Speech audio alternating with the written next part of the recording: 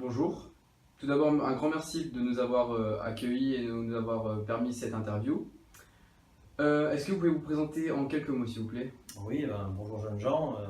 Tout à fait, donc Monsieur Deloz, Grégory, je suis enseignant en mathématiques, je suis professeur associé à l'EDEC de Lille.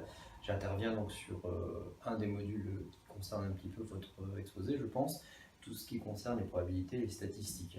C'est bien cela? Tout à fait. Rappelons que notre sujet, donc, c'est le cerveau bayésien, qui implique de manière inconsciente la formule de Bayès.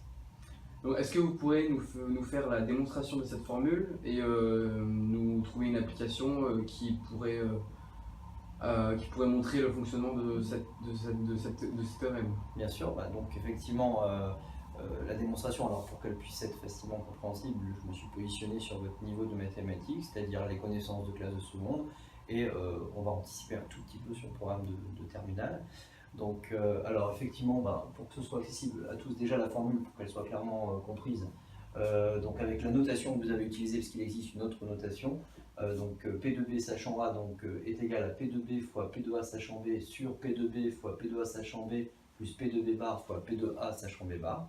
Donc cette formule, effectivement, si elle n'a pas d'application, on a du mal à voir comment on peut l'utiliser.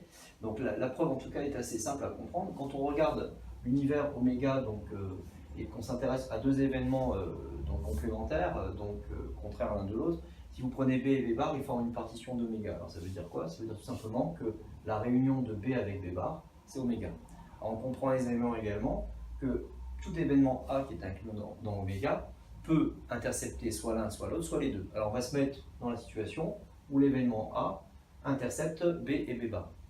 Donc on distingue donc deux sous-parties, deux sous-ensembles à l'ensemble A, à l'événement A, l'événement A inter B et l'événement A inter B bar, dont la réunion, bien sûr, reforme l'événement A. Donc si on part de cette définition, on comprend avec le programme de seconde que quand on calcule la probabilité d'une réunion, on va obtenir la probabilité du premier événement plus la probabilité du deuxième, moins la probabilité de l'intersection.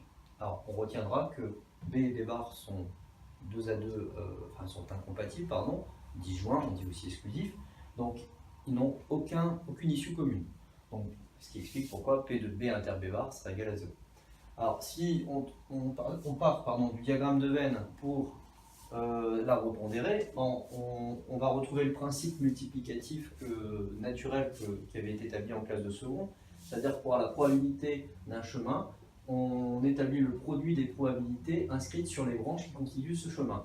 Donc pour l'événement A, on comprend aisément qu'il est la somme des deux chemins qui mènent à A, puisque ça avait été établi juste avant, et donc P de A, c'est P de A inter B plus P de A inter B bar. Et par le jeu de la définition des probabilités conditionnelles, qui sera rappelé ici, on peut établir que P de A inter B, et aussi en utilisant l'arbre pondéré, P de A inter B, c'est P de B fois P de A sachant B. On le constate ici sur le chemin numéro 1, et sur le chemin numéro 3 ici, P de B bar fois P de A sachant B bar correspond bien à P de A inter B bar.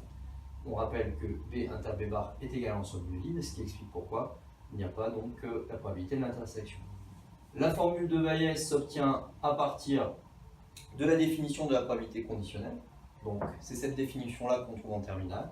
P de B sachant A qui est égal à P de A inter B sur P de A. Et par le jeu qui a été évoqué préalablement, P de A inter B s'exprime sous cette forme-ci, et P de A a été largement développé juste avant, et on retrouve la formule de Bayès. Alors vous m'avez demandé une application, donc on va en trouver une qui correspond un petit peu à une situation un peu surprenante d'ailleurs au niveau d'une prise de décision. Alors justement, qu'allez-vous décider à l'issue de cet exercice? Donc vous êtes directeur technique d'une usine en charge de la production de tablettes PC, très à la mode en ce moment, et vous travaillez pour un grand groupe. Un commercial vient vous proposer un test qui permet de détecter si la tablette est défectueuse ou non. Dans 99% des cas, lorsque la tablette est défectueuse, donc on appellera ça l'événement D, le test sera positif, ce sera l'événement T.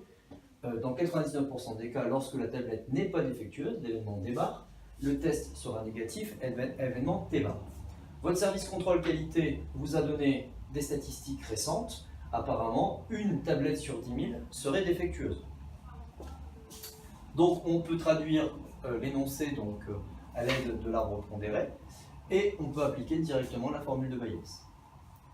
Par le jeu des pourcentages, hein, on ne va pas tout développer ici, en tout cas on arrive à un résultat de 1%. Alors, que dit la probabilité qu'on vient de calculer? P de D sachant T. Donc nous savons que nous avons devant nous un test d'une tablette dont le résultat est positif. Donc effectivement, on s'interroge sur la probabilité qu'elle soit réellement défectueuse. Et sachant que le test est positif, qu'elle soit réellement défectueuse, on trouve 1%. Donc que décidez-vous? Enfin les jeunes, que décidez-vous? Bah, il semblerait que le test il soit pas aussi fiable qu'il semblerait à l'origine. Tout à fait. Donc vous voyez par exemple par ces affirmations, le commercial peut de manière un peu trompeuse masquer un test qui est très peu fiable. Donc retenons une chose, pour qu'un test, donc, que ce soit au niveau de la médecine ou au niveau d'une entreprise, au niveau d'un contrôle qualité, soit considéré comme efficace, il faut vraiment que les statistiques de départ soient extrêmement précises. Et là, 99% ne permettent pas d'avoir un résultat suffisamment fiable pour ce test.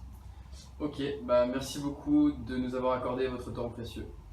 Bonne journée. C'était un plaisir. Merci beaucoup. Au revoir.